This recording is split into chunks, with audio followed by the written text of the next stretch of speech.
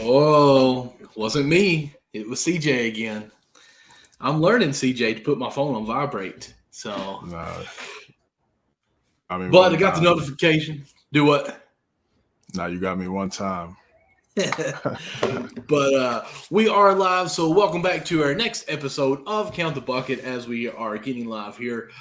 We are one man down. Nick, we are hoping everything out there in your area down in Florida is doing okay. We know with the hurricane going on through, Nick has told us that he is okay where he lives and some of his surrounding area is fine.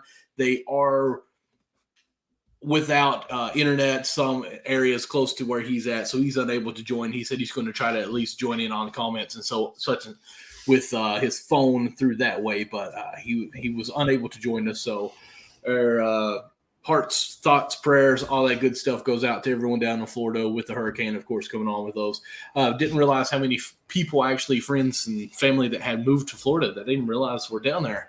But, of course, I know, CJ, you probably know a few people down there as well. But wanted to just go into it. But how are we doing today, CJ? You've been doing all right. It's been a week since I've got to talk to you, and I miss you. Hey man, likewise, brother. It's good to be chopping it up with you today. Yeah, again, same thing. Just want to reiterate the same thing.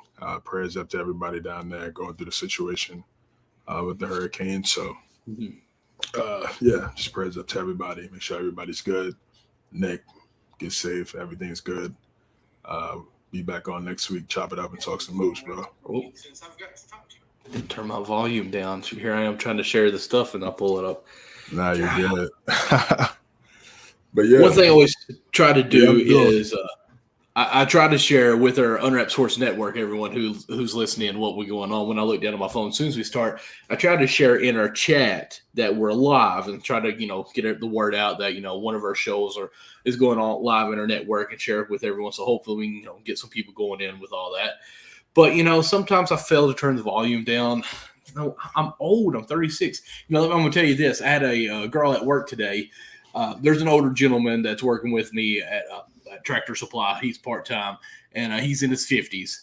And I just made a comment about me being old. He said, how old are you? Because, you're not white-headed like I am. I said, well, I'm 36. He goes, wow, I wish I could be 36 again. And without missing a beat, she goes, wow, you're 10 years older than me. I was like, what's that supposed to mean? Is that good? Is that bad? She goes, no, I just thought you were a lot older than that. I was like, ouch, like that kind of hurt. Like, how old did you think I was? Like, I mean, I know I got some white and gray in my beard, but you know what? I don't look old, I don't think, but hurt my heart a little bit, CJ. They rag on me a little bit about my age, and of course, I'm not very smart on when it comes to this technology and stuff, but I mean, how do we get through this stuff? How old are you? I'm 28. Just keep being yourself. Always.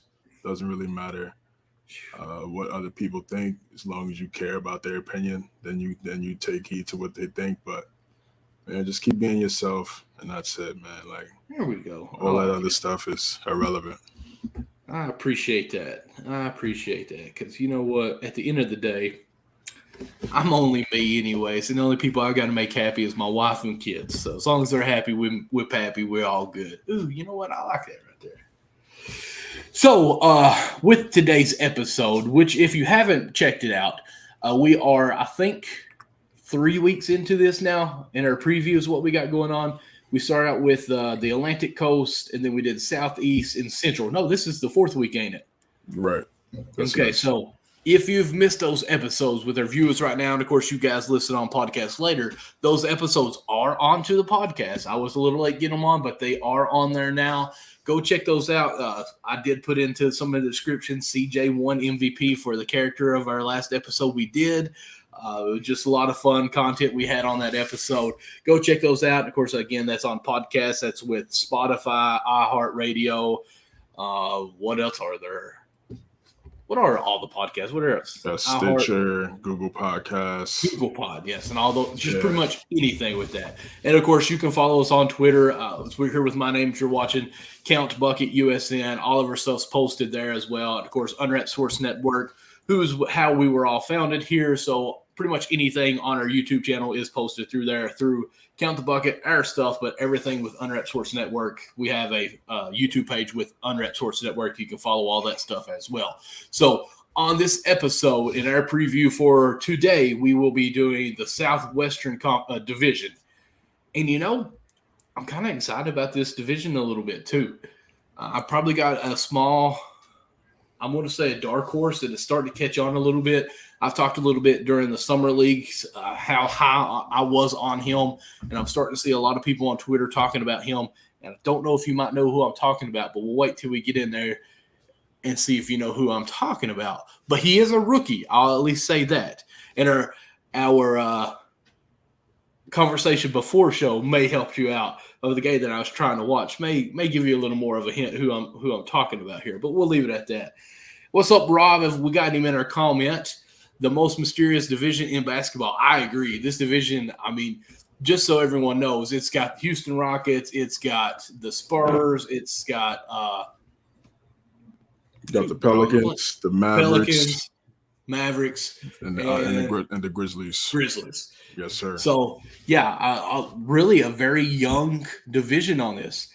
We kind of talked a little bit about how the Pistons' future last episode of how it's set in stone, basically who they're going to have for the next 2 to 3 years, even with that with the Cavaliers and how young they are. But really, this division is almost the same way. I won't say they have some of the younger veteran players that are going to be set on this that are in for 2 or 3 years, like the Cavs and all that. So, yeah, it should be interesting to see what we got going on. Rob, again, saying the Pelicans are the team to watch out here for. Rob, if you've been watching the show for a while, I've been saying the Pelicans are going to be in the Western Finals just to aggravate Nick a little bit. I don't really think they're going to go that far. Ending the season, I have them probably around 3 or 4, maybe 4 more solid answer. But I'm really high on them. I'm looking for my card. I've actually got him in my case. Of course, my PSA 10 of Zion Williamson. But, actually, Rob, you were in the auction or in the chat that I actually bought that on. But you know what? He looks skinny now. Have you seen some of the before and afters on that, CJ? Yeah. You want to go right to the Pelicans or? Well, I was just going to talk about Zion, but on that little bit. Have you seen that? Yeah. Is that one of your picture? That's probably your picture you got to pull up, ain't it? I saw his media day. What happened? I said, is that the picture you're going to pull up? Oh, the graphic. I didn't know if that was because sometimes people with the Photoshop, so I wasn't trying to put that on the on the platform. But I saw his interview at media day. Okay. Yeah, it looks to be in shape, man, which is great. It's great that he's locking in. He understands the importance of this season. He just got the mega deal, the rookie extension, and really missed the whole year. Really missed all last year. So the Pelicans are banking on him to be available, be healthy. So yeah, I'm glad he's taking it serious. And like I said, when he's on the court, we know the type of production that he brings, and I think it's a perfect fit for what the Pelicans have right now. Do you just want to go ahead and start with them? We kind of sure, yeah. So, we'll go ahead. I'm just going to bring up as a header, of course, the New Orleans Patriots. Wow, what am I doing? Pelicans here. Of course, they brought in a trade with C.J. McCollum from the Portland last year midseason, and then they extended him for X amount of years. I'm not for sure how many years it was. I'm horrible at that part of it. But, now they've got a nice solid trio. And so this team is young and set in a way. So didn't they sign on Steven Adams? Didn't they sign him for an extension as well? No, that's the Grizzlies. Grizzlies signed him. Okay. Re-signed Steven Adams. I know the Pelicans. They had Valanciunas, didn't they? Pelicans, they do have Jonas Valanciunas, and I think they just signed a deal with Larry Nance, I believe. Okay. Larry Nance. So yeah, what are you expecting from this team? It's a long season. That's real reason why I'm worried about Zion and the depth. Of course, yes, absolutely. Yeah, they're an exciting team. I was definitely high on them towards the end of the year. They played really well. They persevered from the start of the season, the record that they had, and the way they were struggling. Once those guys got healthy, really bought into what Willie Green was preaching, and they went out there and played up. And then the big deal getting CJ McCollum. You get a veteran like that, a guy who's had big time moments in the playoffs, dropped 30+ games in the playoffs, been to the Western Conference Finals. So he has that. He brings that experience to a younger team. BI gets his opportunity to be in the playoffs for the first time in his career, averages 30. So I think there was definitely some lessons learned in this first season under Willie Green, and obviously the big move and the big chess piece is Zion and his health and his status throughout the whole entire year.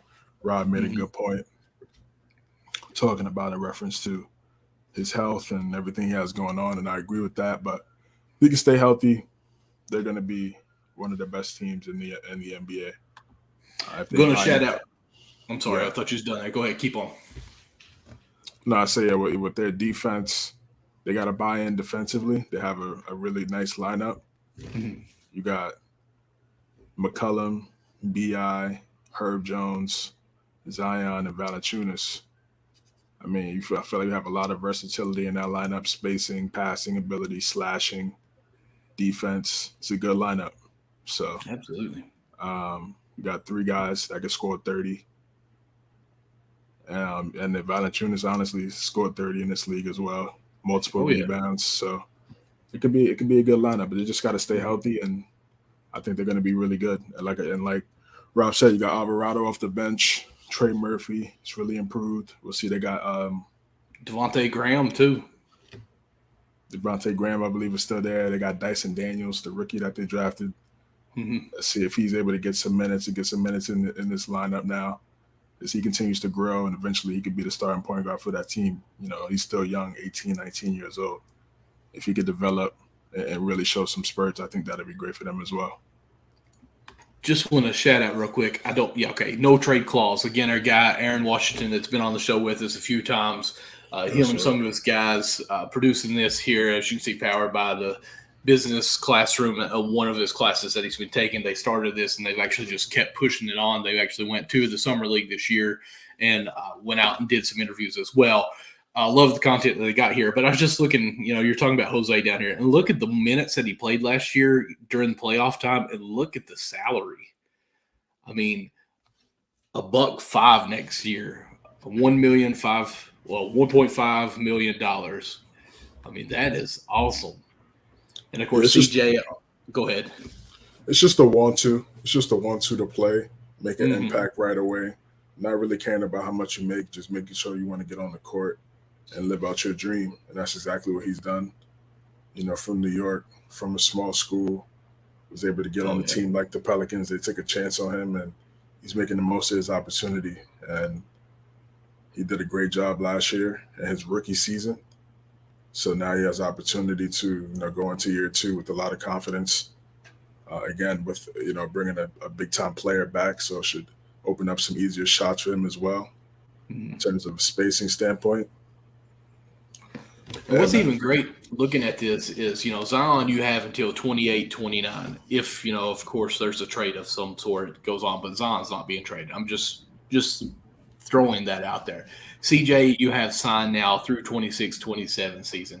You've got Brandon Ingram signed through the 25-26. So really this core 3 of that, you've got for another 4 seasons basically with Valanciunas right there 1 year out of that. I think Valanciunas, if this team does good this upcoming year, 2 years here, Valanciunas would be an easy guy that I think would want to stay with this team and sign back. And, of course, Larry Nance Jr., here for this year and next year might be another person, a veteran that you want to add in on that. So, I mean, Zion, this is just his 3rd year playing. Of course, he's very young. You got B.I. only at 6 years in. Now, CJ, 9 years with a lot of health issues. If he can stay healthy himself, I think this team is very, very good. A lot of these younger players need to step up and make more of a bench. We know Devontae Graham can score if he gets the opportunity. Can he be, I'm going to say, like a X factor off of this team, because you know what you're going to get from Ingram, McCollum, and Zion if he's healthy. Valanciunas should be scoring a double-double easily with a few assists with his team as well. So, I mean, it's going to be those 7, 8 guys. What are they going to be producing for them? How far will they go in there? Kind of like the Livingston of the Golden State, who's going to be that second unit team that takes over and gets the points. The Tyler Hero of the team, if you will. So that's what's going to be, I'm going to say the X factor, or take them the farthest in this unit, I think. So that's what I look for on them. I think the sky is the limit for this team. I'm really excited about the Pelicans. I wish Nick was going to be in here because I'd be more charismatic about it and be like, wow, so high and all this. But I have to be a little dialed back because it's just you and me. I can't really be too far-fetched on this. But, I feel like I keep saying the same thing every time we talk about a team. But this is kind of going to be for the next episode, I think, is, wow, look at the future they have going, kind of an ongoing thing. I won't say beating a horse while it's a dead horse because – that doesn't make sense in this scenario, but we're going to be pretty redundant in that statement, I think, as we talk about this episode here with a lot of our teams here. Then maybe not when we get into the Grizzlies. Well, I think still in a way on that. So, do you got an idea, maybe a record or just an estimate? I think they're going to be a 50-team win, a 50-win team. 50-win team. And I'm going to say that may be a bit high because West is pretty good, but I think 50 is doable. Yeah, 50 is I mean, listen, they're gonna have to really lock in, and it's just tough for me to see 50. I think max potential they got, if all those guys stay healthy and they start clicking early, very possible. Very possible. But if not, I could see them, still be able to make it to the playoffs, but maybe not getting to 50. For certain reasons, obviously. But again, this is a young team, exciting team. I'm excited to see what they bring to the table. Let's see here. What was their record last year? They were 36-46 last year. So, I mean, that would be a big jump. But once they got CJ on their team. Well, I mean, does Zion make you 14 wins better? And I think the answer to that is yes. Okay. I was hoping to say yes, but I was like, man, that's a lot of wins. I don't know if I can debate this or not. Listen, he's your number one draft pick. He's your number one option. He's your because all-star. That's him with CJ as well, because they've not played together either. Right. So Zion should be 14 wins plus 14 wins because he didn't play the whole entire year. So you can look at that. You can look at their season with no Zion and be like, yo, is Zion 14 wins? Can Zion get us 14 wins to get us to 50 wins if we all stay up? Yeah, and then plus you got to take into consideration their record pre-CJ McCollum, post-CJ McCollum. Right. As well. So, those are just a lot of factors, Willie Green could look at in terms of making lineups and things. It's a good thing. It's a good problem to have, but it's going to come down to the chemistry, how well they play at the beginning. So, I like this team. I'm a fan of the team. I've been a fan since Zion's been drafted. I thought they had a pretty solid core when they had Drew Holiday and Lonzo. They kind of moved off that in a couple of years, and now they built something else. And I think this is better. And I think they've done a great job really capitalizing off that Anthony Davis trade, using the draft picks that they acquired as, sign veterans, but still have flexibility from draft pick standpoint. You got your two young guys, your two young cornerstone pieces. And maybe a third with Herb Jones, someone like that could really come on later on, with his upside and his potential defensively. We could see if it could translate over offensively as well. So this could be a really scary team down the road. And I'm a fan, and I think they're going to do some good things. But this year, I think it's really just about being on the court for everybody. Being available. Definitely. I'm really glad you used the word you're a fan, because I say that a lot, and I get slack on it from some of the guys with Under Wraps. They're like, well, you're a fan for everybody. Because, I've got a few football related anyways. I've got a Cleveland Brown. It's a bandana because, Tim Couch back in my day, he played for Cleveland, first overall pick. But he is actually he lived 40 minutes away from where I live. So, I mean, it's kind of close, and then I'm a Dallas fan, and then I've got other teams that I like a little bit, like a fan of, like I respect them. Like my team is Dallas. You're a football fan. You're exactly. You're a But football fan, but your favorite team is the Cowboys. Like, I don't understand exactly. that. And People like in try the to make it so NBA, difficult, and it's not that difficult. yeah, like in the NBA, my team is really Miami, but I'm a fan of other players that are on teams. Like, I mean, I like the Suns too, but like if I had to say what one team would I choose to cheer for over every team, it would be Miami. But maybe the Suns now because they're been pretty good too. But especially if Shaq buys them. But Suns, I mean, a lot of people laughing at them this weekend, but I don't make too much of it. no, I mean, Yes and no, because then I look at the DeAndre Ayton comments about Monty Williams, and I know this is not the Southwest, but this is definitely some NBA news that I'm sure you guys want us to talk about and dive into. But yeah, the DeAndre and Monty Williams situation is definitely something to be looking at. I mean, to start the season, those guys really haven't had any type of communication. Communication is very key in life. So, let alone your job. If you don't have great communication with, I guess you could consider a coach a supervisor in terms of a player in comparison to a player. Their boss is obviously the owner. So, and it's been weird to me too because Monte doesn't seem like the person that would, I'm going to use the word shun any player or not talk to any player. Like it's weird that he's not talking to him. This guy is like over and beyond such a nice character guy that I don't understand why there's not a relationship here. Like, everywhere he's been the good guy, a good relationship person. And it's weird that it's not going on here. Of course, there's been rumors that if Ayton isn't happy by the season starts, that there may be a trade possibly. I don't know if you heard this with Vucevic, that might be a swap of big players, which I think would be good for the Suns because Vucevic would be a more fit as far as a pick and pop screener with Chris Paul. But I know Vucevic is not a true big man, so who knows how that would work. Yeah, so that's my first time hearing about that Vucevic okay. swap. That's my first time hearing about that. So, well, I'm sure it wouldn't just be a swap. I can't remember what else was involved with it, but it was that they were interested in Vucevic pretty hard. No, I got you.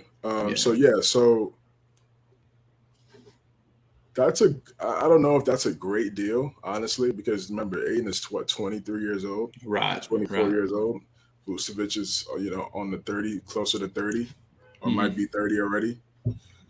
So I don't know. I just feel like there just needs to be a conversation be had, kind of similar again with the Nets and with KD. They just had conversations throughout the offseason to the point where they're like, okay, we're going to give this another year and see how this plays out.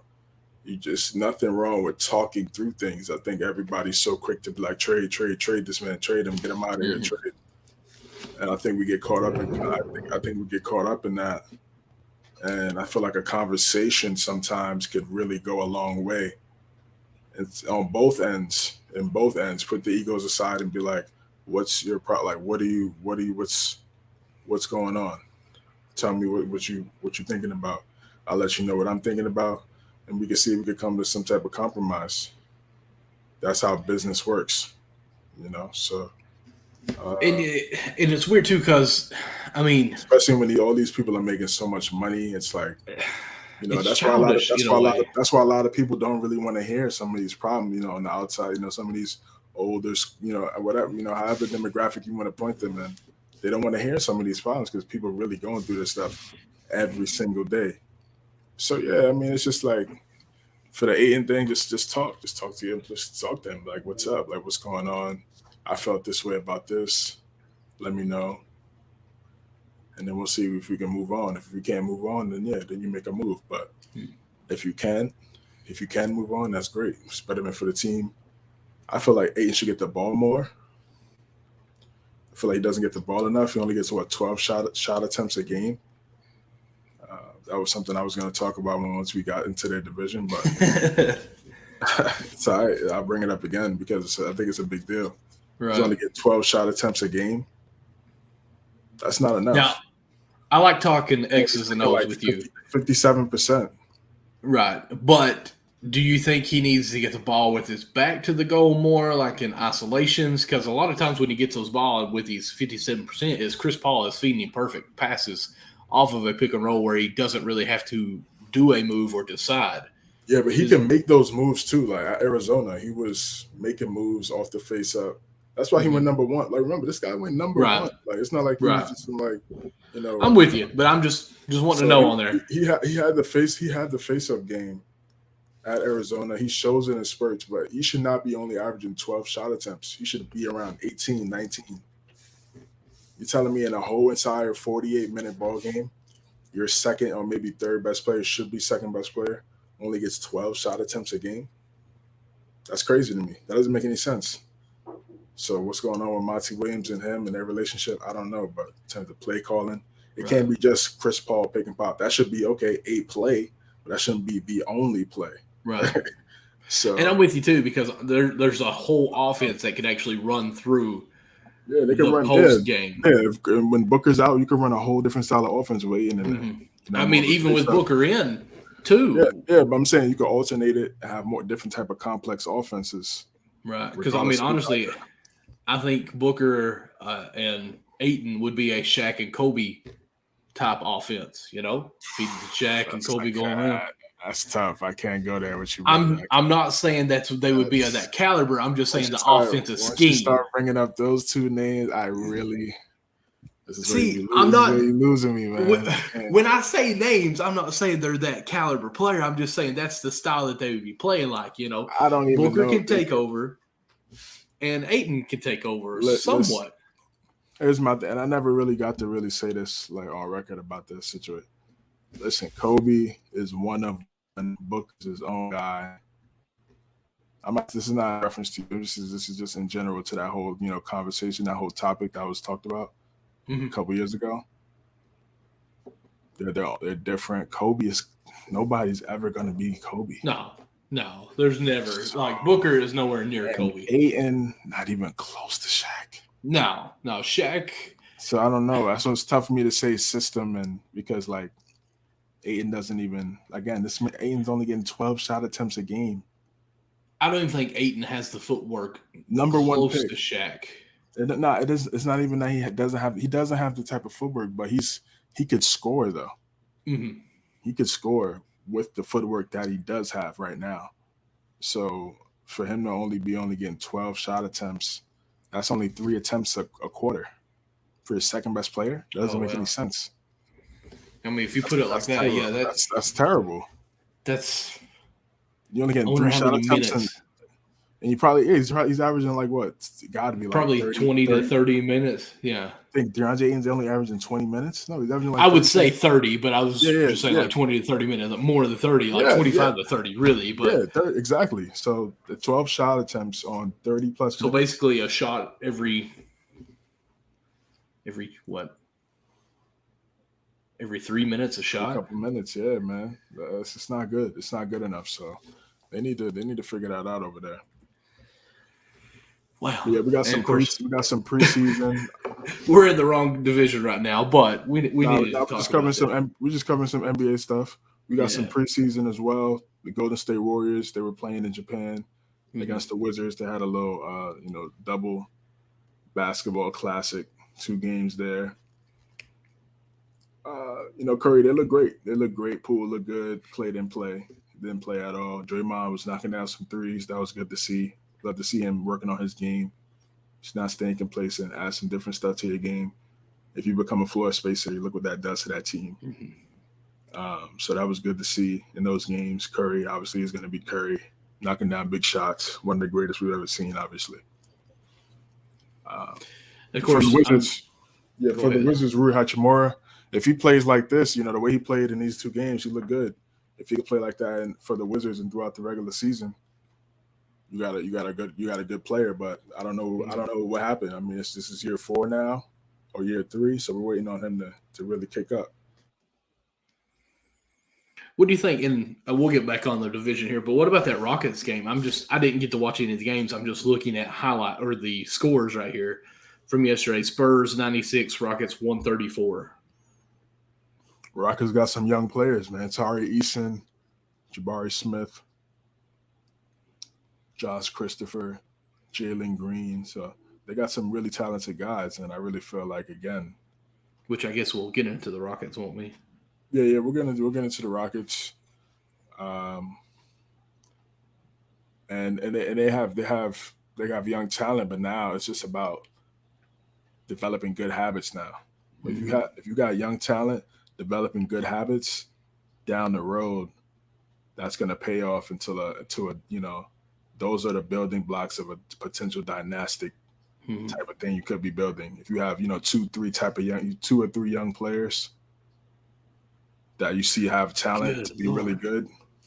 They shot 16 of 35 3-pointers. Wow. But then the Spurs shot 42 3-pointers. Like, it is blowing my mind how many 3-pointers are being shot in a game anymore. Yeah. And then the thing for me is like all these 3 points are being shot up, but these big men are not rebounding a lot.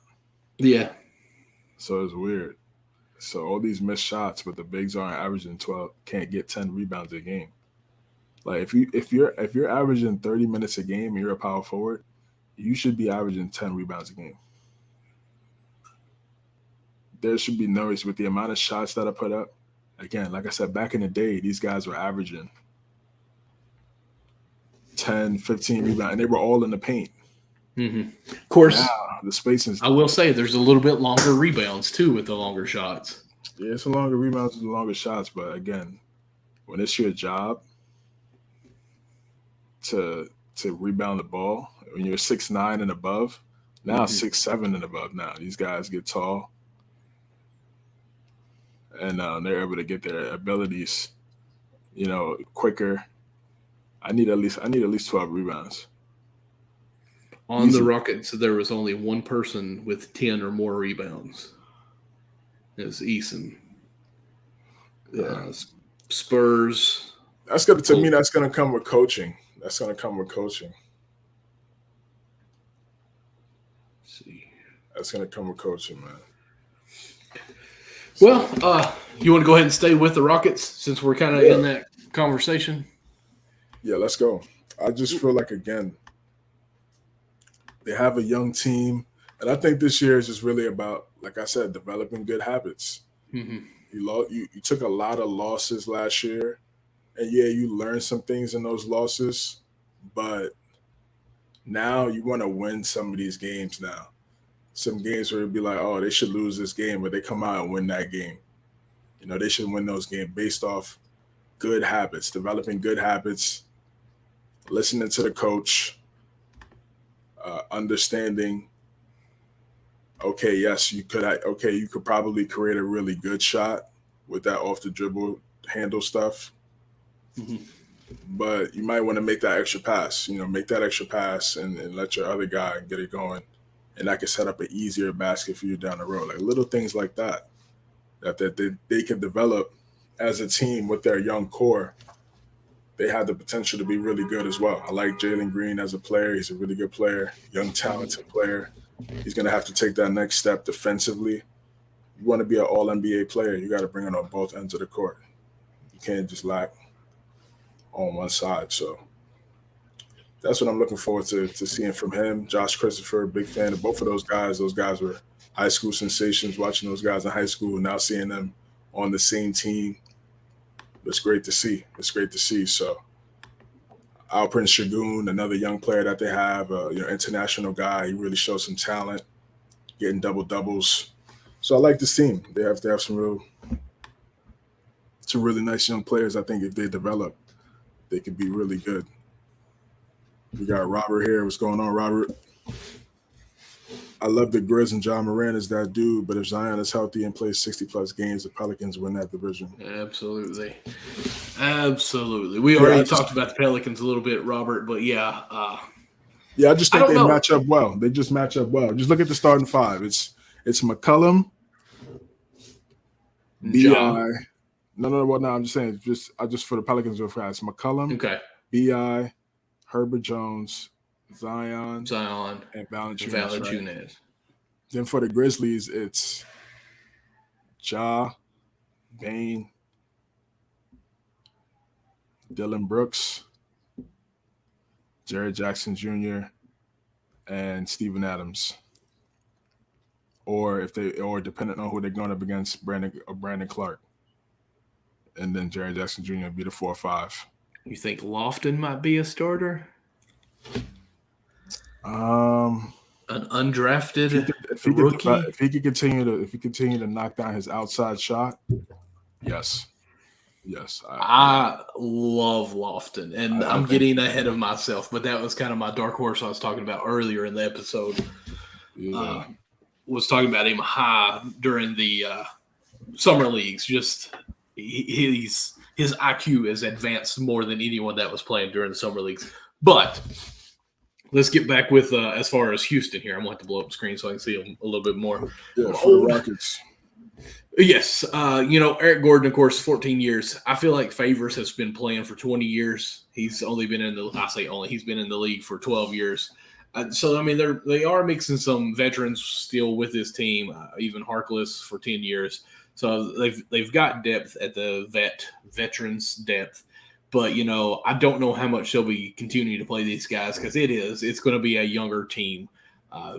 Just learn by playing. Like, again, I think of the Knicks, how they are playing the vets and not letting their young guys play. I think Houston are not going to do that.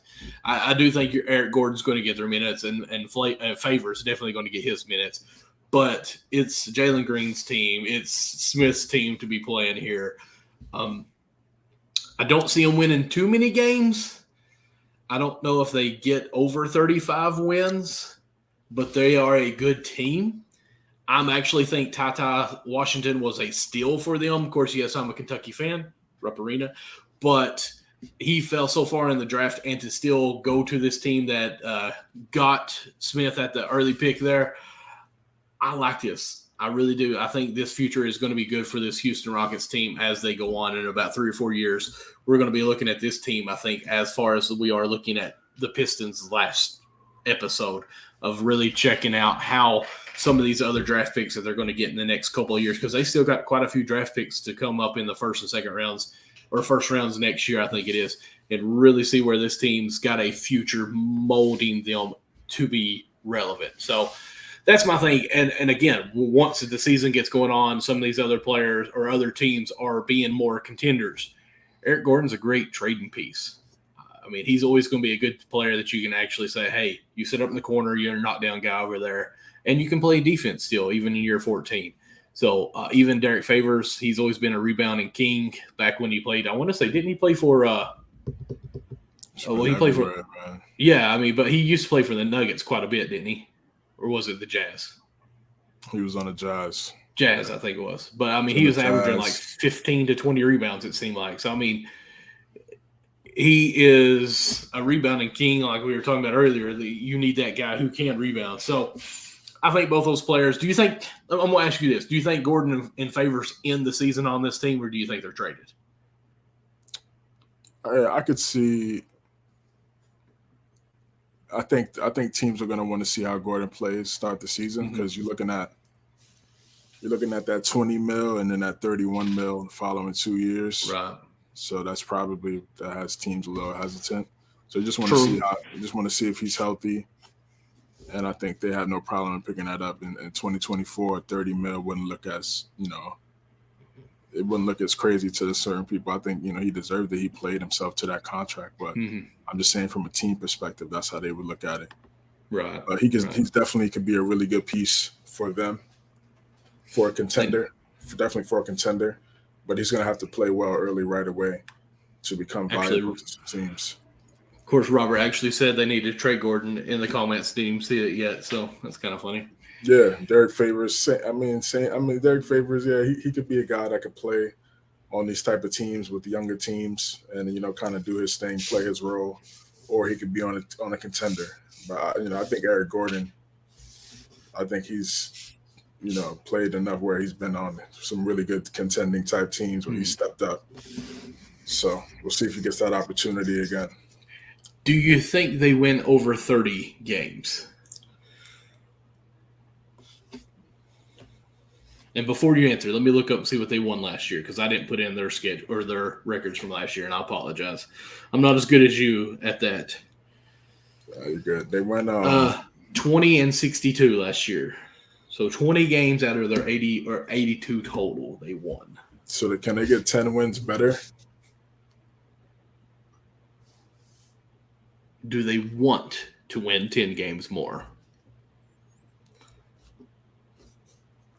I mean, it's just a lot. It's possible if Green has a breakout second year and Smith is good early and makes an impact early. Mm-hmm. Somebody has to be bad.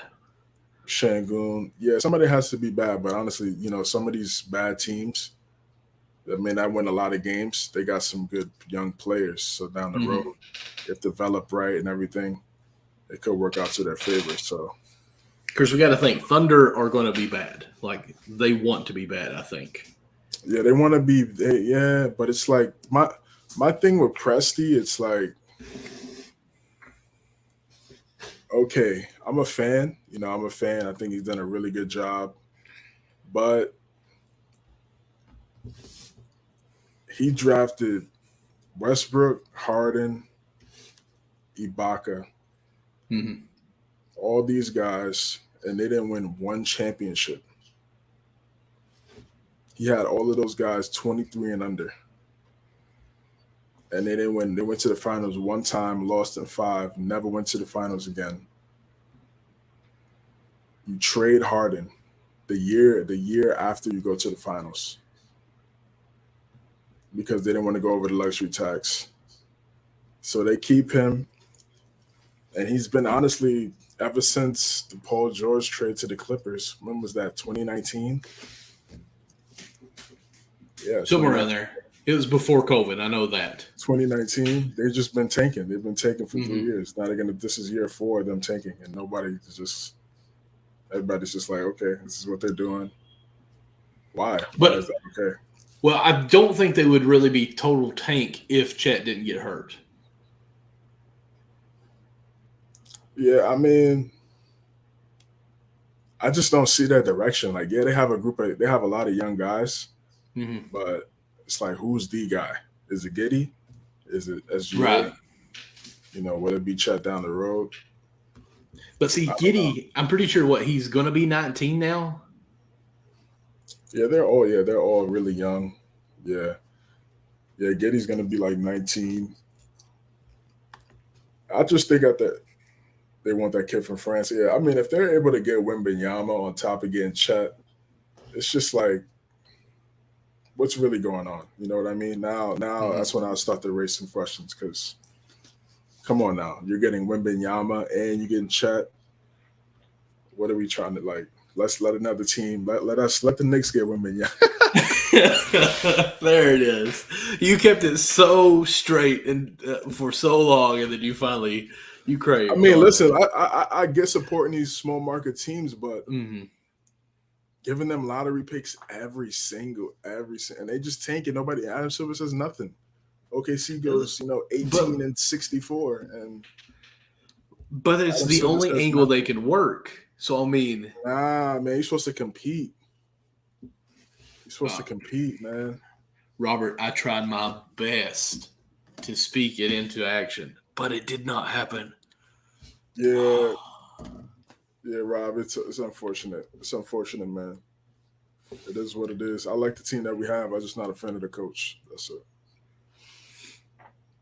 See, I think he's a good college coach. Like, the defense, play hard and all that stuff. Like, and I like Tom back when he played coached the Bulls when it was Butler, Derrick Rose. Rose, yeah. I'm trying to think of the tall white guy that was who? Joakim Noah. No. He played for Florida. I can't like him. It's no real. I think it was like 44. He was a huge dude that could shoot the 3, but he never could make it all of a sudden. Like, that was what he was known for, but he never could make it. Oh, yeah. It's a foreign name. I can't think of it, though. Yeah, I forgot. I think Mirotic or something like that. Mirotic, I think so. Good job. Look at you, man. But it's a lot of 2K, man. Playing a lot of 2K. Scroll down these rosters. That's how I learn. Oh, yeah. Listen, you play 2K 22 or 21? I'm playing 23 right now. Yeah. Okay, so you've already got 23? Okay. Right, yes. Because old dad might be playing it soon. Just letting you know. 23? Might see you out there. Yeah, I may. A buddy of mine, this is how pitiful of a person he is. Hopefully he's not watching this, but he's got a couple of Xbox Live accounts in case he gets banned on one, he told me. And he actually has a second one that he said that he has the Game Pass with, and he just gave it to me. He said, here, just log in so you can play Apex with me sometime. I'm like, I really have Game Pass, like I can download all the games or play them on the cloud or whatever. So I've been playing some the show 22. I played Among Us with my son because he likes to watch that show. He's 5, and we can kind of play that game together. Played Gears the other day. Oh my goodness, I forgot how much I love Gears of War. Yeah, Game Pass is really good. It's like Netflix with video games. Yeah, but 23 is not on there, but it makes me kind of want to buy 2K23 now. Yeah, it might get on there soon.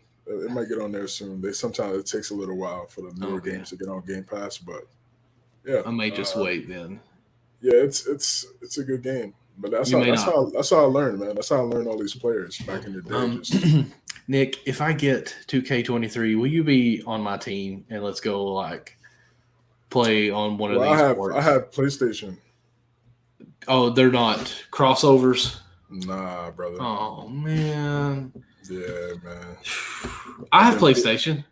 I've been preaching but you got PS5? Yeah. Now you're going to say, oh, man, I'm sorry. I got Xbox. That's what I meant. No. I got PS5. I got Xbox. Yeah. I got Xbox. Yeah. But nah, listen, man. It could happen. It could happen. Oh, you got the Series X? No, man. I've got Xbox One in 2017. Oh, I mean, I got the. Okay, but, whenever you get there, whenever you get that, we could definitely run, bro. Easy. Okay. Easy, bro. But yeah, 23 is good. Is it easier to score on this one? Because like I told you before, on the 21, I couldn't shoot worth anything. So I just kept calling for backdoor picks and getting basically a pass right under the goal, laying it up. Because I could not shoot. It's definitely easier to score for sure. Thank goodness. All right, let's move on to the next team. Let's see here. Who we want to go with next? Let's just go ahead and knock out the Spurs. Does that sound good? Spurs, they're in an interesting spot. They were kind of similar to what I said on my show, the hard count. And it's kind of like the Patriots. It was like you see these 2 decades of dominance. You see all the success. The Lombardi trophies for them, and then now they're at a point where you're starting to see what mediocre looks like. And the Spurs are kind of in that same boat. You have to be lucky and draft a generational type talent like a Tim Duncan on top of already having David Robinson because he was out for the year. So you were able to get that first round pick and building a dynasty so early. And now, you build a championship. So now you're at a spot where now you're trying to find that next Tim Duncan. So now they have a bunch of guys, some really good guys, some guys that I think in the right spots could play well. I'm a fan of Keldon Johnson. I like his game. Devin Vassell out of Florida State was really solid. We can see if he's able to get some more playing time. They got Blake Wesley, Malachi Brannon, some of these young guys that they drafted. So yeah, it's kind of they're not that good from a talent standpoint. They're definitely, I would say, the least talented team in the division, even less talented than the Rockets. They have some. Again, I don't know. I just don't know who's going to be the guy. I don't think they have the guy yet. I think they're just kind of figuring out who might be here for the long haul. So they got a bunch of young guys, and they're just trying to figure out, okay, who's going to be here down the road, who might be somebody we need to move, things like that. So I don't see a lot of W's for the Spurs this year,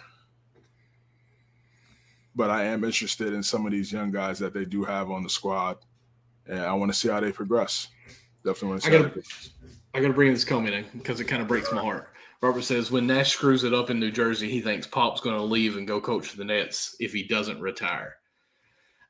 I hope that doesn't happen because Coach Pop is the Spurs. Like that's like Bill Belichick going with the Patriots, going somewhere else and coaching. That's like him going to, I'm going to say, I don't know, who's a team that's good that's not been able to play well right now in the football. Raiders. I mean, they're kind of and Belichick replacing them. Right. Like the Raiders, I thought was going to be good, but they're like 0-3, and they finally won this week. So almost like him going to the Raiders to finish out coaching. Like I just don't see Coach Popovich going anywhere else to coach. Now that's just me because I used to be a Spurs fan when they were dominant, just because of the way they did it. You know, a fan of the game because it was art watching them all work together like that. So. Personally, I don't want him to. It would almost be but Phil Jackson did it in a way, but actually he retired, then came out of retirement. So it's a little different. So I don't know. Yeah, Phil Jackson's is a little different. It's a lot different. Yeah, because he was retired and they basically begged him to come out of retirement. So, well, yeah, Jerry Krause didn't want him, and he was like, "Listen, I'm not gonna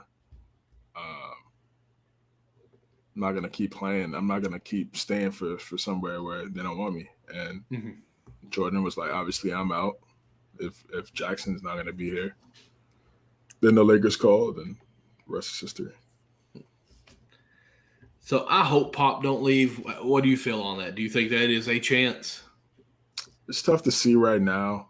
I would like to just see somebody else get an opportunity to get that job as opposed to just. Which one, the Spurs or the Nets? The Spurs after Nash. I don't think Nash is going to be there for the long haul. Mm-hmm. It's just kind of awkward and weird. Like KD really said in offseason, either fire him or I'm gone. Like so, it's like that's a weird dynamic over there right now. Listen, they're talented. I think they could play well. Can they put their egos aside and have a hell of a season? Yeah, absolutely. If they're winning, but if they start losing, it's going to explode. It's definitely going to be different. So, I just feel like for Pop, I just like to see Pop just coach, stay with the Spurs, and hopefully maybe it's before his last year or something like that. They find that superstar guy, and he could coach him for a couple of years, and then ride off in the sunset. Mm-hmm. That's the perfect situation. Is it going to happen that way? I don't think so. If Pop were to retire, let's say that, or take another job, who would you like to see there? Robert said he'd like to see Mark Jackson get another shot. I don't think Mark Jackson would take another shot. I think he had a shot. I feel like he kind of got done dirty. I don't think he wants to go back in it. He's kind of happy where he's at now. You know, like I can critique every coach now and still stay here and make millions of dollars. Do you think Tim Couch could be a candidate where he did his little stint as an assistant coach? Tim Couch, I said Tim Duncan. Sorry, was Tim talking Duncan? About him earlier. Yeah, for the Nets. No, for Spurs. I'm talking about replacing. No, I think Mark Jackson would take the Nets job. Okay. Well, that would be great, I think, because that would give him his chance to win. I'm cool with that part of it. Okay, he'd probably be a type to take the Nets job. For the Spurs, I think they go a younger head coach. They get a younger head coach in there and have them with the young team. Tony Parker. I don't know if that's what he wants to do. I know Tim Duncan was for a little bit before the pandemic, and then after the pandemic, he's kind of just went back to chilling. So I don't know if he still wants to do that. I think that woman who was coaching there, female coach that just won it with the WNBA, Maggie Hammond. I think that would be, I think, the perfect fit for her there. I mean, listen, it'd be historical for sure. It'd be something that has never been done. I don't know if it's going to happen. I think right now, she did a great job with the Aces, winning the championship her first year as a head coach. I know they have a lot of talent on that team, but it doesn't mean just because you have the talent doesn't guarantee you a championship. You still got to go out there, earn it, execute, make the plays, make everything happen. So. She's a great coach. I don't know if that's going to happen right now, but but just for the Spurs, again, it's just finding who's going to be those young guys that's going to be there for the future when they get that guy. And right now, they just don't have that guy.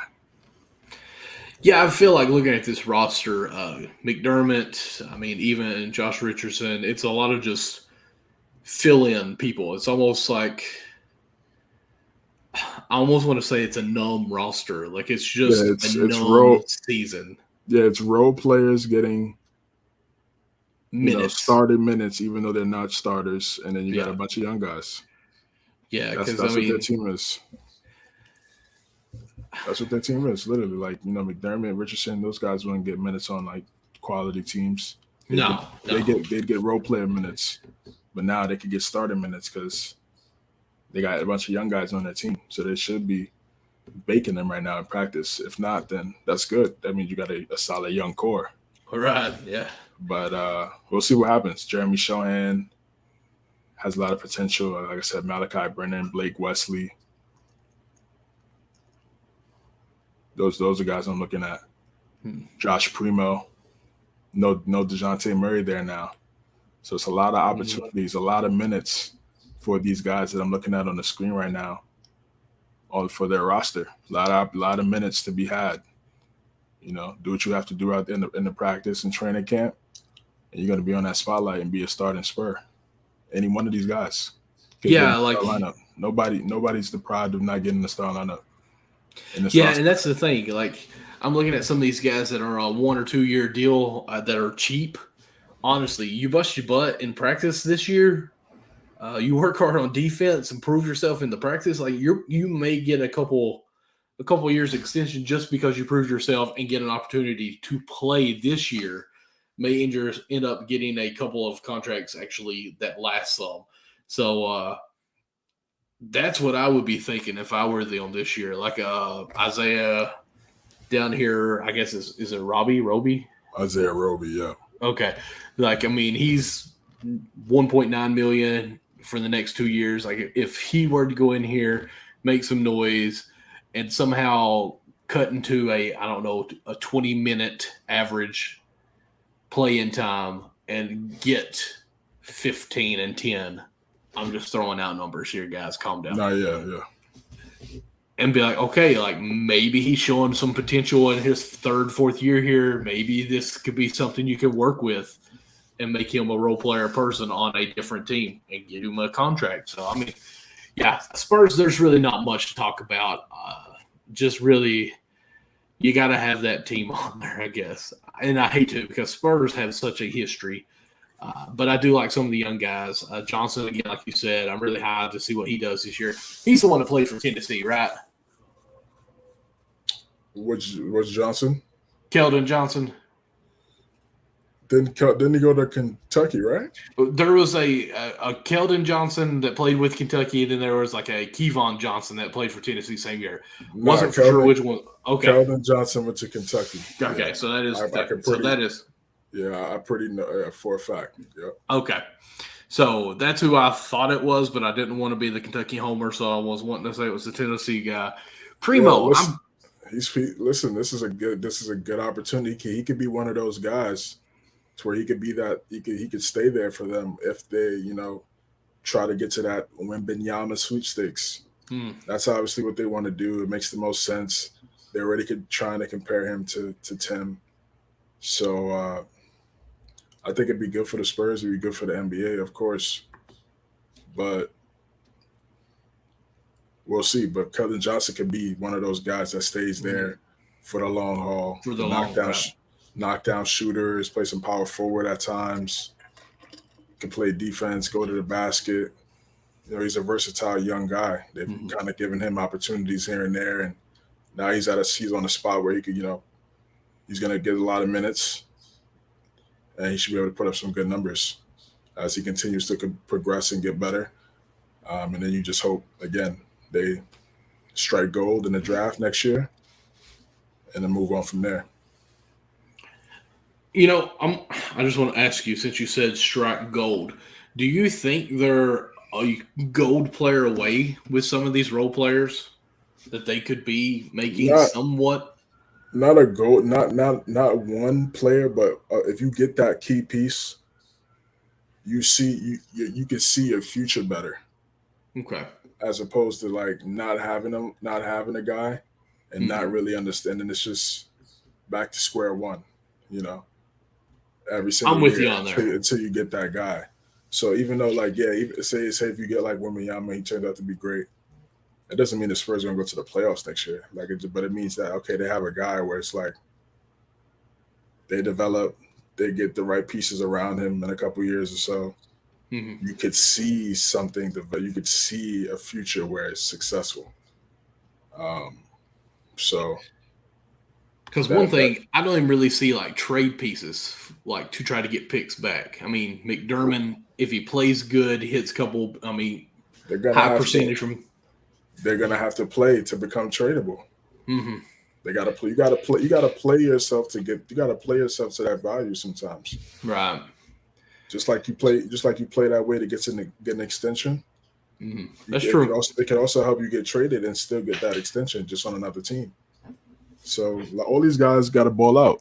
It's a lot of minutes. A lot of minutes to be. Yo, what's good, brother? A lot of Nothing minutes gets to be by had. Anthony. It's a lot of minutes for these guys. Make the most of it, and we'll see what's And up.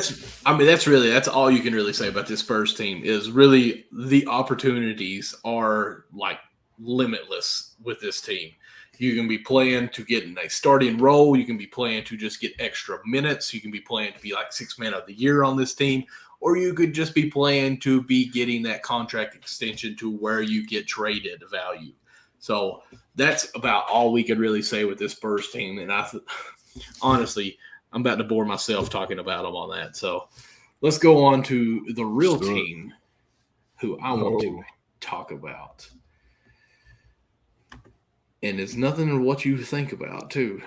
The Memphis Grizzlies, who were the second best team in the West last year. Let me pull up the record real quick. They were 56-26 last year.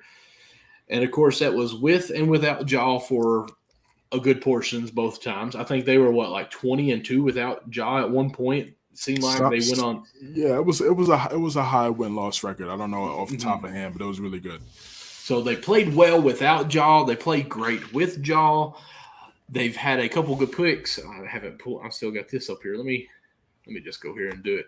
So I want to go ahead and get on with you. What do you think of the Grizzlies? What are we expecting for them as we go ahead and use this no trade clause website again? Love it so much, by the way. Shout out, no trade clause. I look at the Grizzlies, and last year they played well. They shocked a lot of people. I didn't personally, to start the season last year, I didn't think that roster was a 56-win roster. Absolutely not. But they proved me wrong, and they played great basketball. John Morant played like an MVP last year throughout the entire season, and they played well in his absence as well, like you just talked about. Mm-hmm. So, they were a really, well close-knit team. They did a great job of executing, buying into what Taylor Jenkins is preaching on a daily basis. I still feel like they're one wing player away from becoming a game-changing type roster. That you have Ja, you have Bane, Jared Jackson Jr. They need one more wing piece, a versatile wing that can knock like that. That could be really good. If they could get a guy like that in their starting lineup, it would change the landscape. I just think they're missing. No, way better than. I know. It depends on how he plays. No, like if they could get. I don't know. I mean, like a Jaylen Brown, what I'm saying, young guy like that could come in. They could. Oh, okay. You talk. Okay. Can it be Zaire Williams? Can he be that guy? Mm-hmm. I don't know. I just feel like they need that wing player.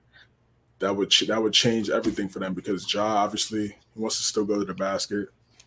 He's worked on his shot. He's gonna have to continue to work on his shot, outside shot, because they're gonna sag off him. So those are gonna be layups for him because he's gonna get pretty much practice shots because you have to sag off him. So he should be. I'm sure he's working on that, and he's gonna continue to get better. I was hoping Jared Jackson Jr. would be that second option for them. But sometimes he shows flashes, then there's other moments where he doesn't. So I'm not sure if he's going to be that guy for the Grizzlies. That's why I feel like they need that second piece. And if he's a third piece, I think that's probably where he fits out as a third option. And then Bane.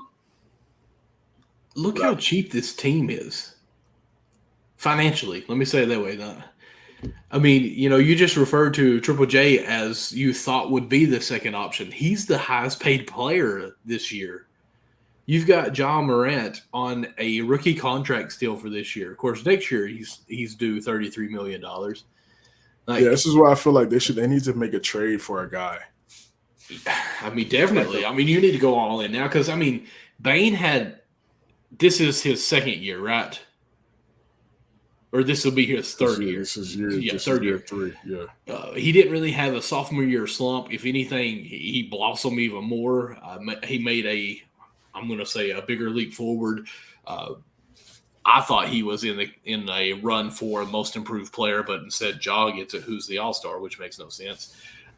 And I kind of interrupted you. I know you was kind of still going on this. So yeah, I mean they've got a lot of these team players that are good. But, yeah, they almost need a C.J. McCollum, someone who can help Ja Morant take over the game. I'll say it like that, I guess, who can be a scorer wing player. Like, okay, I'm with you totally now that I'm kind of speaking. I totally get what you're saying now.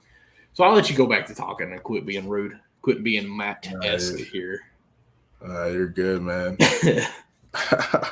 But, yeah, that's how I felt about the Grizzlies for the last few years, honestly. And when that happens, it's a game changer for that roster, for that organization. Mm-hmm. For right now, I still like in a 7-game series, I still like the Pelicans, and I still like the Timberwolves. Ooh, the Timberwolves. Yeah, I feel like they had an opportunity to definitely shock the world and beat the Grizzlies, but the Grizzlies were more poised and had more discipline. Simple as that. And they were able to get through that series.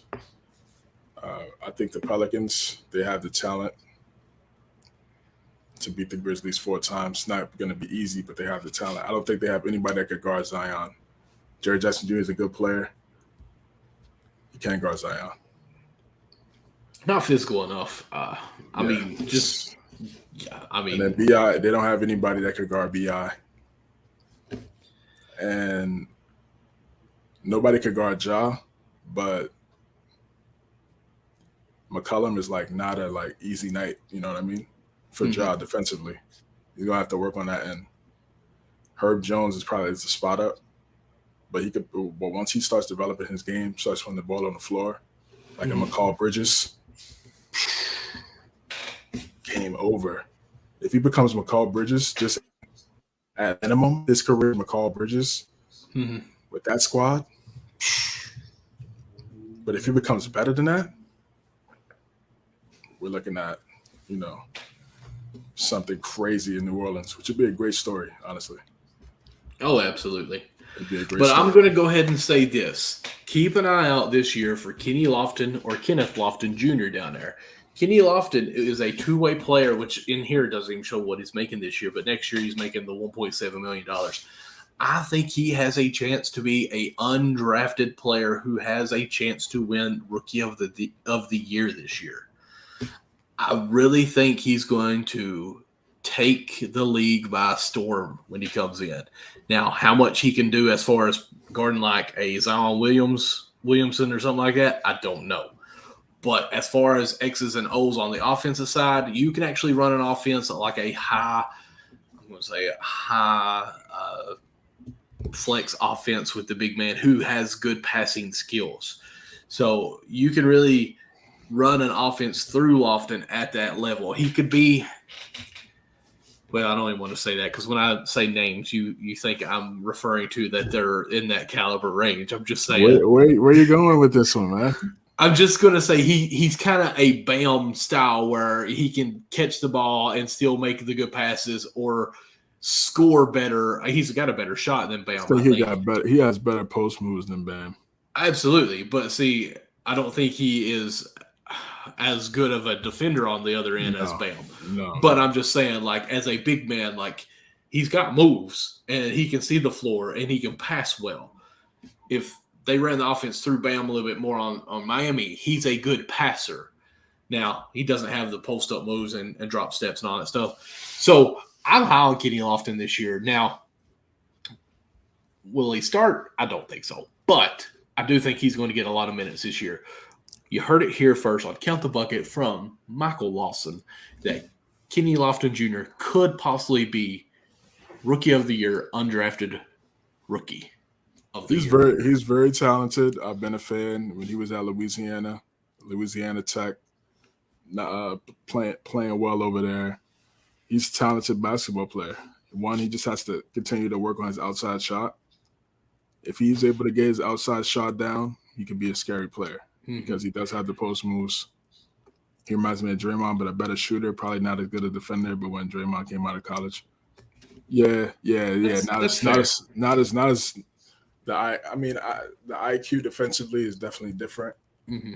He's gonna have to improve. He's gonna have to improve in that area as well.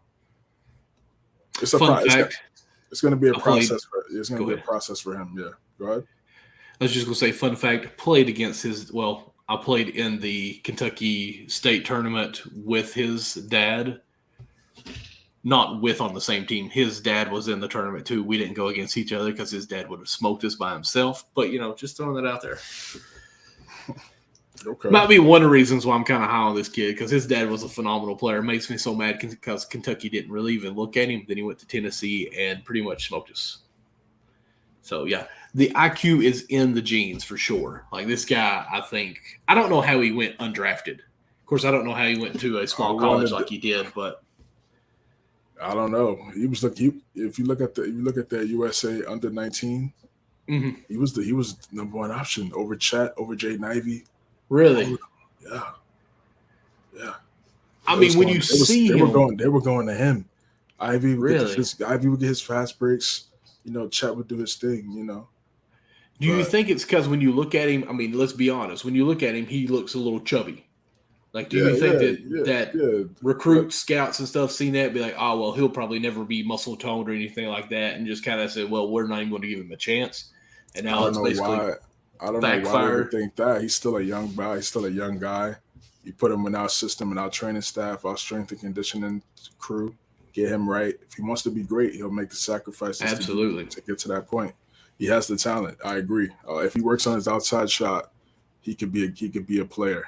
But if he works on his outside shot, he can be good for them. And honestly, again, it's not like they have a solidified bucket backup power forward on the team where like no one can get their spot ran. So he has an opportunity to make some noise, and I'm definitely rooting for his success because he does have an old school traditional type game.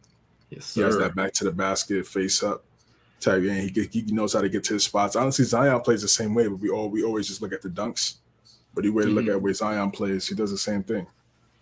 He does the quick post moves, the quick spins, getting right to that left hand, and he's left-handed, so it's tough to stop him. Maybe that's it too. I love left-handed people. He could be a fun player if used the right way. Yep. And I think he went to a great team. I wanted the Knicks to just, of course, the Knicks. Yeah, I mean, I felt like, listen, bro. I wanted the Heat. He has better post moves than a lot of players in the NBA right now. Like legit, like quality guys. He has better. He knows he's chubby a little bit. He knows how to use that to his advantage. Not gonna lie. I mean, obviously, I'm overweight. Played ball yesterday. The NBA is about. He has strength too coming in there. Right. Off the rip. He's not like some of these other young guys where they have to get stronger. He's already strong, so he can use that for his advantage. Like I was playing ball yesterday at our church with a bunch of guys, and there's two guys who can jump. They're 19 to 20. They're in college. They can jump and easily dunk the ball with a smaller ball. So like obviously they can jump higher than me. I can barely touch the net, right? I use my body correctly, right? So when it comes off the rim, I've got my ground solid and I push them out of the way. And I probably got about 20 rebounds. There's one time one of the players is like, how did he get the ball? Well, I positioned myself right, got a high IQ, and I moved the guys around where I knew their height and their advantage and their jumping skills wouldn't have put them anywhere. We always I put them in jail. If your listeners know what that is in rebounding. Nick or CJ, have you ever heard it called jail? Putting anyone in jail when you rebound or even on defense? Yeah, like I always heard as you locking somebody up. Like no, not even that. As far as that, put them in jail is you put them underneath the hoop basically because they can't jump out to block you if they're trying to do that because they're under the goal, or they can't jump out from the goal to get a rebound. So you basically put them in the jail is what we always said, where they can't do anything. They're basically isolated there. So when they were trying to box me out or so, you just kind of shove them a little bit over there where when the ball comes off, I don't have a vertical. The ball can still come to me because he can't jump to get it. And you position yourself. Like Lofton, you can watch him and see where he uses his body correctly, and he'll lean that way where he can use his outside hand to lay it in. And it's beautiful to see these big guys use that. So kudos to Hefties. Yeah, man. He was taught the right way. That's great teaching. Great teaching. And again, it's a lost art right now, and it's going to work for him as long as he continues to get the opportunities. But again, like I said, he's going to have to work on his outside shot. If he can get to like 38% from three on top of what he could do right now, it could be a game changer. And he got to play defensive. He has to tone up a little bit to be more versatile defensively. Because they will just call out for him on the pick and roll. Yo, who got Lofton? Yo, screen. Come set a pick. Yeah, so if he's not moving his feet and being shifty and showing effort on that end, that'll ultimately determine what he's going to be. Right. Is he going to be? The thing. Can he going to be a backup for them, or if down the road if he really develops, he could be a starter. Quality type. Closing lineup type. He could be in a closing lineup because he could get a bucket. And that's what in this new era of basketball, pick and roll, just going with what you say, I want to kind of debate this with you. Is Lofton I'm just Lofton, sorry if you watch this. I love you, actually. I want you to come on the show. I think you'd be fun to talk with. But I'm just using you as an example here. Is a player like Lofton really a hindrance for the team? Because he may be a little slow on the defensive side, or is he not really a liability? Because hear me out here. If you set a pick and roll with me, let me just use me because I'm a hefty guy and I'm not playing defense. I'm just going to hedge the three or hedge the pick guy and make you either go way around me or give you up a layup. I may have help defense that comes down there and challenge it, or I'll just give you a two because I already read one stat. We're shooting 40 or 30 to 43s in a game. Like, it's almost, I'd rather have a 3 shot on my side and let you shoot a 2 now, right? So is that really a situation now where, if you shoot a 2, it's okay? Yeah, I mean, listen, it just really just depends on what type of scheme that your team puts out there. I'm setting the screen. I'm hedging. If I'm the big man, I'm trying to hedge, try to avoid that 3, and just hope I got the right rotations behind me. And then if I got to slide to the corner where the corner slides to the paint to pick up the roll, right? Then we're good to go. Then we'll just work back. And then once the ball moves, we can rotate back to where we were originally. Right. And then whatever, just hands, stay in front of the man, 24 seconds, box out, like you said, positioning. And then it's time to go play offense. Because, I mean, technically, as a big man, I'm not really worried about being taken to the hole anymore because you're supposed to take me. All I'm really worried about is contesting a 3-point shot to make that percentage go down. If you go to the hole, the rotation for that 3-point kick out should be there to kind of slow it down because the far corner should be the help, and then the weak far corner should drop down to the corner if the rotation is right. So, I mean, if I just kind of sit down in my stance with a hand up, waiting for you to elevate your 3 and just stay on that, sit on the 3, I mean, if you blow by me, big whoop. I'm going to go ahead and go to that weak side to where I'm ready for all the rotations and I'm already there, right? Right. So, I mean, technically, in a way, maybe it's okay to have those people out there in this new era. No, listen, I'm not. I agree. Like I said, I'm a fan of his style, and that's crazy to even say because that's basically saying, "Hey, I'm going to give up a layup But in today's era, it's fine because we're going to shoot a three on the other end and get an extra point, I can't stand to even almost say that because I'm so old school, but that's kind of how it's turned into now, right? Yeah, that's the way they're trying to transition to, but that style is still very relevant and it's still very important in today's game. And I just feel like at the end of the day, you play how you play, and you just gotta hope you have the coaching staff that trusts you to continue to do your thing and try to maximize every opportunity possible. And I think right now for him, he played well in that preseason game. I think he had like 15 and 7, something like that. Okay, awesome. So yeah, baby steps for him. Ja, again, working on his shot. I want to see Bane take that next step. Dylan Brooks kind of struggled towards the end of the season. He was hurt. We had some injuries. To see if he could bounce back and have a better season this year.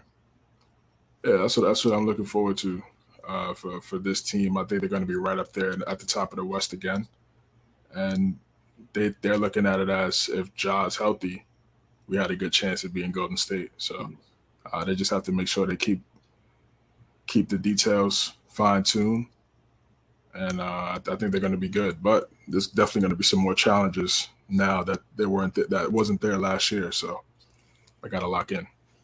Just go through his stat real quick because I'm high on him, obviously. 17 points, 4 rebounds, 3 assists. He was 6 of 8 from the field goal, 1 of 2 from 3-point line, 4 or 5 from the free throw. 1 steal, 3 turnovers, 2 personal fouls. Plus 5 in the plus or minus. So, I mean, that's pretty good. Yeah, it's pretty great, man. It's pretty great. The more opportunities he gets, the better. Absolutely. Well, we're an hour and 20 minutes into it. We've talked about all of our teams. Do we want to do a trivia? Do you have one pulled up, or do we want to go ahead and just call it quits? Yeah, no trivia tonight, guys. Again, we appreciate everybody that's been tuning in, rocking with us. It's been great. It's been great. And we just keeping it going, man. The season's right around the corner. Media Day was last week. It was last week. A lot of teams introducing themselves, getting acclimated. So that's just giving us an opportunity to showing us that the A is right around the corner. So it's literally this month in a couple weeks. Absolutely. So I can't wait to get into that, talk about these games, and see who's going to be at the top of each conference. Absolutely. Glad the games are being played again. Still yet to be able to watch one. My computer or my Fire Stick, my illegal way of watching, wasn't working for me today. But hopefully we'll get it back working soon. But before we sign off, let me bring this in here, guys. Go to thejavaseeds.com and get 20% off your purchase with our promo code BUCKET. And that is your bag of Java Seeds, and that is 2 cups of coffee in with the seeds, the sunflower seeds that you will get. And again, that is thejavaseeds.com and use promo code BUCKET, and you will get 20% off your complete order. And we do appreciate our sponsorship through the Java Seeds. They reached out to me again on Instagram, just kind of seeing how things are going. Love the relationship we're building there. So go check out their website. Again, it's just thejavaseeds.com, and everything you look through there, everything you order on one order, use promo code BUCKET, and you'll get 20% off of that. So with that being said, CJ, why don't you tell where everybody can find you at? Yes, sir. Linktree.com/CJames9. I got an opportunity to watch this Nets Sixer game, so definitely going to watch that later for you guys and see what's up and see what happened in the squad. But yeah, Linktree.com/CJames9. Find everything that I'm working on. Twitter, CJames9_. Talking about the games, NFL, NBA, the hard count, all things NFL tomorrow at 9:30 p.m. Eastern, 9 o'clock Eastern time. Of course, you can find us with Twitter at CountBucketUSN. Myself personally is MDLawson00. You can pretty much find me on any social media with that. In my bio, in the link is my Linktree. Oh, it is Linktree. Linked in because I've been editing that a little bit. But my link tree with all the information I have going on with there. Of course, like we said at the beginning of the show, if you haven't subscribed to our podcast, please go out there and subscribe. Give us a 5-star rating because that's what we deserve. Let's just be honest. Anything else, you're shorting yourself. And follow us on all those things. Turn on the notifications with our YouTube channel to get a notification when we go live. And do everything you can to share our content with everyone because you guys love us. Let's just be honest. All right. But until we see you guys again, and again, Florida people out there, we are praying for you guys. Hope everything is going good for you all. If we can help in any way, let us know. And Nick, we missed you today. Hopefully your internet and everything is back next week. Yes. In honor of you, Nick, deuces. Deuces. See you guys next week.